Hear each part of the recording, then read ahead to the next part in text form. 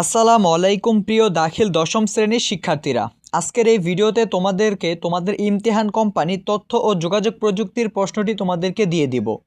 ভাইয়া, তোমরা যারা ইমতিহান কোম্পানির গাইড দিয়ে পড়াশোনা করো তোমরা অবশ্যই এই প্রশ্নটি ফলো করবে, কারণ এই প্রশ্ন থেকেই তোমার পরীক্ষা 100% হুবহু কমন থাকবে। ভাইয়া, তোমাদের একটা সমস্যা রয়েছে, কি জানো? সমস্যাটা হলো তোমরা কমেন্ট বক্সে তোমরা জানাতেই পারো না যে ভাইয়া সামনের পরীক্ষা তোমাদের কোন সাবজেক্ট, তোমরা ওটাই জানাতে পারো না। তোমরা যদি না জানাও তাহলে আমরা কিভাবে বুঝবো যে তোমাদের কি প্রশ্ন চাই? ওইটা তো আমাদেরকে জানাতে হবে নাকি? তোমরা সামনের দিকে যা যা প্রশ্ন লাগবে তোমরা কমেন্ট করে জানাবা যে ভাইয়া এই প্রশ্ন লাগবে সামনের পরীক্ষা, তাহলে আমরা তোমাদের প্রশ্ন নিয়ে আসতে পারবো। আরেকটা কথা রয়েছে, তোমরা অনেক স্টুডেন্টরা রয়েছে লাইক করো না, সাবস্ক্রাইব করো না। দয়া করে এই ভিডিওতে একটি লাইক করো, চ্যানেলটা সাবস্ক্রাইব করো এবং কমেন্টে জানাও কোন বিষয়ের প্রশ্ন চাও। এবং তোমরা এই ভিডিওর কমেন্ট বক্সে চলে যাও, সেখানে গিয়ে দেখো নতুন একটি চ্যানেলের লিঙ্ক দেওয়া আছে। চ্যানেলটার নাম হলো ইমদাদুল এক্সাম জোন। ওই চ্যানেলটাকে সাবস্ক্রাইব করে রাখো, কারণ সামনের দিকে তোমাদের টেস্ট পরীক্ষা বলো, ফাইনাল পরীক্ষা বলো, সকল কিছু সাজেশন, গাইডলাইন, এভরিথিং, প্রশ্ন সব কিছুই ওই চ্যানেলেই দেওয়া হবে। সো ভাইয়া চলো বেশি দেরি না করে তোমরা লাইক করতে থাকো, ততক্ষণে তোমাদের প্রশ্নটি তোমাদেরকে দেখিয়ে দিচ্ছি। সো ভাইয়া, সর্বপ্রথম তুমি লক্ষ্য করো তোমাদের সংক্ষিপ্ত প্রশ্ন। ভাইয়া, সংক্ষিপ্ত প্রশ্ন তোমাদের টোটালে 60টি তোমার পরীক্ষায় দেওয়া থাকবে। তোমাদের এখানে কয়টি আছে? এখানেও 60টি আছে। এই 60টি তোমার পরীক্ষায় দেওয়া থাকবে। ওইখান থেকে তোমার যাচাই বাছাই করে যে কোনো 5টির অ্যান্সার করতে হবে। এখন কথা হচ্ছে, তুমি কি বাসায় তোমার 60টি প্রশ্নই পড়বা? আমি বলবো তুমি 60টি প্রশ্ন পড়ার কোনো প্রয়োজন নাই। তুমি এই 60টি থেকে যাচাই বাছাই করে যেই কোনো 5টা টপিক পড়ো, কারণ ওই 5টাই তোমার পরীক্ষায় কমন থাকবে এবং তুমি ওই 5টারই অ্যান্সার করতে পারবা। এই 5টাই ভালোভাবে প্রিপারেশন নাও। এবার চলো তোমাদেরকে তোমাদের এমসিকিউগুলোও দেখিয়ে দিচ্ছি। ভাইয়া, তোমাদেরকে আগেই বলে দিতেছি আমি তোমাদের কাছে দুঃখিত, কারণ তোমাদের এই প্রশ্নটা আমরা ঘোলা থেকে ক্লিয়ার করতে পারি নাই, ঠিক আছে? তোমরা ঘোলাই দেখতে হবে, কারণ আমাদের হাতে সময় হয় নাই, যার কারণে তোমাদের প্রশ্নটা ক্লিয়ার করতে পারি নাই। সমস্যা নেই, আমি তোমাদেরকে ভয়েস দিয়ে বলে দিচ্ছি, তোমরা ভালোভাবে শুনে শুনে তোমার গাইড থেকে দাগিয়ে ফেলো।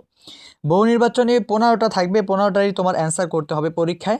1 নম্বর যে এমসিকিউটা আছে এটা হলো, নিচের কোনটি প্রোগ্রামিং ভাষা? এখানে 4টা অপশন দেওয়া আছে। একটা হলো স্প্যানিং, তারপর একটা আছে ল্যাটিন, একটা হলো পাইথন, আর একটা হলো বাংলা। এই 4টা থেকে যে কোনো একটার অ্যান্সার হবে। তারপর দেখো তুমি 2 নম্বরে কি বলছে। 2 নম্বরে হলো কোন লেয়ারে ছবি সম্পাদনার কাজ করা হয়, ঠিক আছে? টেক্সট লেয়ার, তারপর রয়েছে লেয়ার 2, আর এটা হলো টার্গেট লেয়ার, আর এটা হলো লেয়ার 0। তারপর 3 নম্বর এমসিকিউরে বলছে অনুবাদক প্রোগ্রামে কাজ কি, ঠিক আছে? এইটাও তুমি গাইড থেকে ভালোভাবে দেখে দাগিয়ে ফেলো। তারপর তুমি 4 নম্বর এমসিকিউটা দেখো, ছবি সম্পাদনার ক্ষেত্রে কোন সফটওয়্যারটি অধিক কার্যকরী? ভাইয়া, এই এমসিকিউটাও তোমার গাইড থেকে দাগিয়ে নাও। তারপর 5 নাম্বারটা লক্ষ্য করো, নিচের কোনটিতে অ্যানিমেশন প্রিয় একটি বিষয়, ঠিক আছে? এটাও তুমি তোমার গাইড থেকে দাগিয়ে নাও। তারপর 6 নাম্বারে কি বলছে, কোনো তথ্যকে আকর্ষণীয়ভাবে উপস্থাপন করার জন্য কোন প্রোগ্রামের প্রয়োজন? ভাইয়া, তুমি এই এমসিকিউগুলো তোমার গাইডেই পেয়ে যাবা, ভালোভাবে দাগাও। তারপর তুমি 7 নাম্বার এমসিকিউটা লক্ষ্য করো, সেখানে কি বলছে? 7 নাম্বারে বলছে পাইথন ভাষায় হেলো প্রিন্ট করার কোড কোনটি? আবারও বলে দিচ্ছি, পাইথন ভাষায় হেলো প্রিন্ট করার কোড কোনটি? এটা ভালোভাবে দাগিয়ে ফেলো।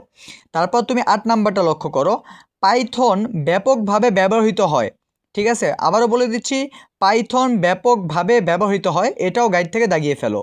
তারপর 9 নাম্বারটা লক্ষ্য করো, কম্পিউটারের কোন অংশ ডেটা প্রতিক্রিয়াকরণ করে?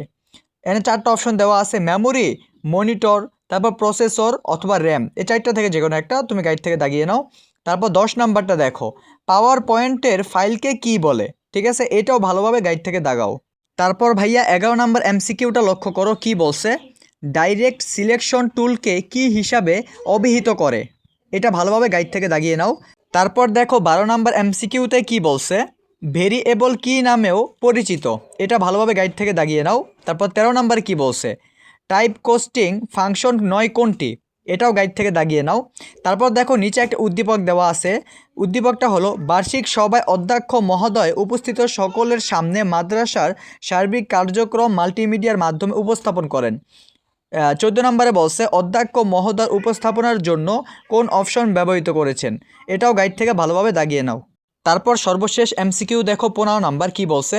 উদ্দীপকের প্রযুক্তিটি শ্রেণীকক্ষে ব্যবহার করলে, আরও 3টে অপশন দেওয়া আছে, তুমি এটি ভালোভাবে গাইড থেকে দাগিয়ে নিও। সো ভাইয়া, তোমাদের এমসিকিউ এবং সংক্ষিপ্ত প্রশ্নটি দিয়ে দিছি, তোমরা এগুলো ভালোভাবে দাগাও এবং প্রিপারেশন শুরু করো এবং ভালো থাকো। আল্লাহ হাফেজ।